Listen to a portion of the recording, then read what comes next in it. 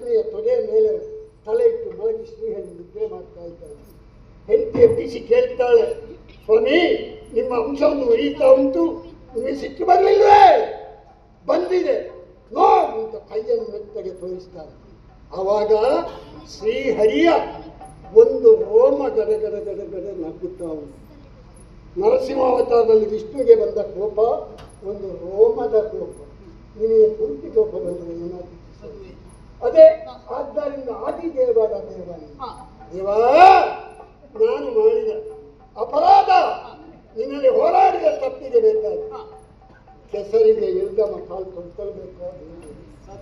ಹೌದಲ್ಲದ್ರೆ ಉಳಿಯುತ್ತದೆ, ಇನ್ನೊಬ್ಬರಿಗೆ ಹೇಳಿದ್ದಾಗಿದೆ.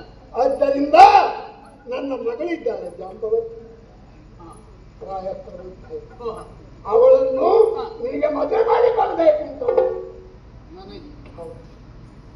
ನಿನ್ನ ಮನದಿಚ್ಛೆ ಈ ರೀತಿಯದ್ದು.